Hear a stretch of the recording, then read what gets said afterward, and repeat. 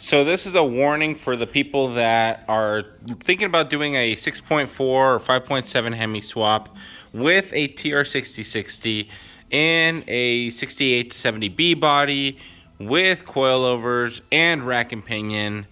You need to check a lot of boxes for this video to matter, but there is an issue with the starter hitting the TTI headers.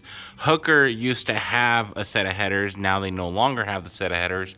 So we have to come up with a new solution. TTI supposedly had pretty close to fitting headers, but they were completely off. So we purchased a set of, I think, $1,200 TTI headers, ceramic coated, all that jazz. And this area right here was hitting the starter. Actually, it's still hitting the starter. We still have not verified that we fixed it yet. But my dad thought it was a good idea to smash it in and maybe it would work.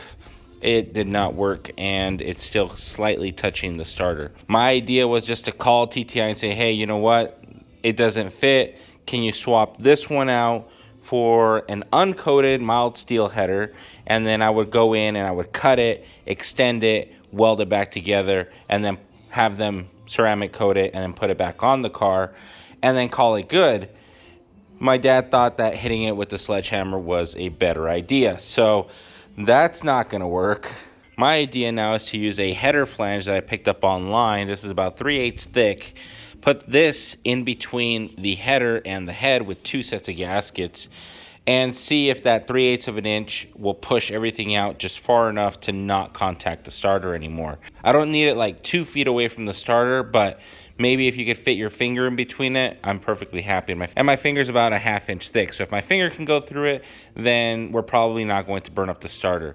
That starter is probably junk now because there's a hole in it, and once we drive through a couple puddles and moisture, it's gonna get full of water and it's junk. I can already tell it's not gonna last very long. And so we're gonna need to be doing a starter replacement very, very soon. So if this fits, the video is going to get posted and you guys are going to know that it works, or it kind of works. We'll find out at the end of the video. And if it doesn't work, then I'm not going to post a video. So unless you guys are part of the FBI and you guys have hacked into my computer and looking at this video down the road, if you're watching this, it works.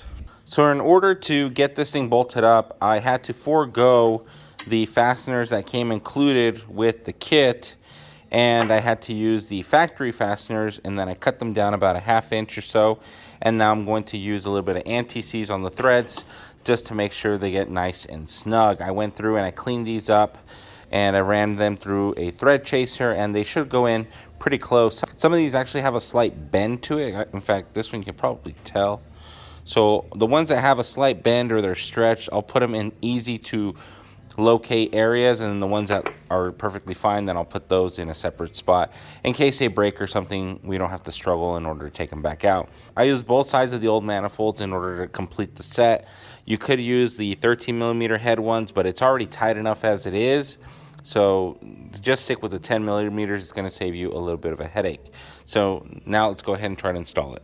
All right, so this is the end result. So you can see that my flange is right there. And then I've got all the bolts in it, all 8 of them. 7 of them are the ones that I cut down to fit.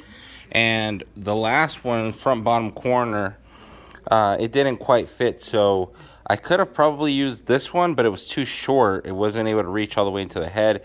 And so there's an OE bolt that's in between the size of like this one and that one. Or I could have just probably cut this one down a little bit more to be able to turn, but even then I had to shave off part of the flange, and then I had to shave off, like round off the top of the head in order to make that turn. But I was able to get it, and I was able to torque it down. So 7 are the ones that I trimmed down a 1/2 inch, and then the last one has to be trimmed down a little bit more. But this is the end result, and it looks like we're right back to where we started from. Except if you look carefully, you can see that you do have a little bit more room, not quite a finger, like a 1/2 finger maybe, gap between the starter and the header. So originally the header was still touching the starter even after grinding it down and smashing it in.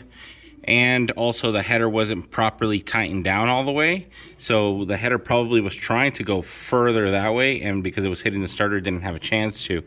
Now that we've added the 3/8 flange and we added all the bolts and we torqued everything down to spec, the header still wanted to go toward the starter, but not enough to damage anything. So at this point, we are fine. It doesn't look too bad. You can't see the flange from overhead. So for anybody wondering, you can smash this in and then install a 3/8 flange so you don't have to like completely destroy the header. Ideally, smarter if you know how to weld, extend this one out forward a little bit and then just run this guy straight down. It doesn't even need to be anything fancy, just straight and then up, and then do some finagling here to get it to weld all the way around. But really that's all that it needed. But we have to do this the hard way because my dad kind of jumped the gun. So it does work. It's not great, not perfect, but now when we do a starter replacement down the road, we'll be able to just install a stock starter without having to completely grind off half the face. So that's all for today. I will see you guys all in the next one. Night Wrencher signing out.